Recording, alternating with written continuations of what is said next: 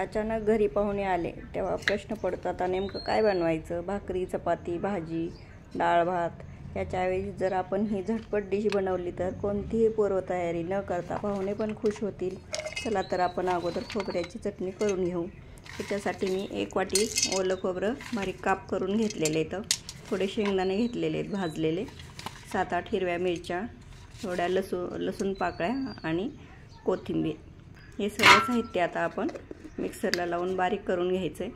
थोडंसं पाणी घालायचं आहे आणि अशा प्रकारे करून घेऊन एका डिशमध्ये काढून घ्यायचं. जास्त घट्ट वाटत असेल तर थोडंसं पाणी टाकून घ्यायचं आणि थोडं मीठ टाकायचं चवीनुसार. तर ह्याच्यासाठी आपण फोडणी घालू. ह्याच्यामध्ये गरम करत तेल ठेवलेले आहे, त्याच्यामध्ये मोहरी घालायची. मोहरी तडतडल्यानंतर त्याच्यामध्ये घालून घ्यायची. आता झाली आपली मस्त चटणी तयार अगदी 2 मिनटात. खूप छान खमंग लागते ही चटणी. भाजी, चपाती, डाळ भात अगदी कशाबरोबर पण ही चटणी आपण खाऊ शकतो.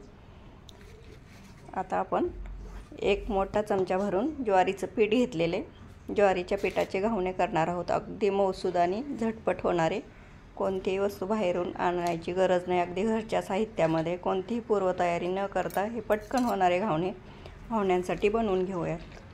ह्याच्यामध्ये थोडंसं सोडा घालायचा आणि चवीनुसार मीठ घालायचं आणि पाणी घालून हे छान मस्त हलवून घ्यायचं आहे. आता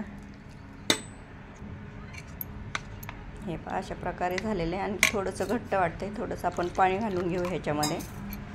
ही डिश पाहुण्यांसाठी नक्कीच बनवून बघा. नक्कीच पाहुणे खुश झाल्याशिवाय राहणार नाहीत. आणि कोणतीही ह्याच्यासाठी तयारी करायची अगोदर गरज नाही. डाळ तांदूळ भिजवण्याची, आंबवण्याची. अगदी पटकन 5 मिनटात हे तयार होते डिश. तवा गरम करत ठेवलेले.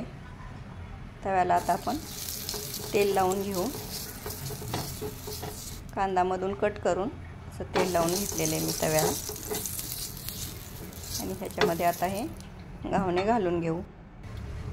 लहान मोठे मुलं जर खाणार असतील लहान तर छोटे छोटे करायचे. एकदम पातळ असं गोल आकारामध्ये सोडून घ्यायचं. कशी छान जाळी पडली. मस्त आपण आता हे पलटी करून घेऊ.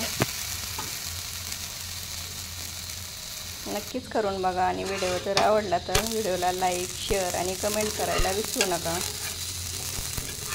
चॅनलला आणखी सबस्क्राईब केलं असेल तर सबस्क्राईब करून घ्या आणि बेलचं बटन ऑलवर क्लिक करायला विसरू नका. झाली आपली झटपट अशी डिश तयार.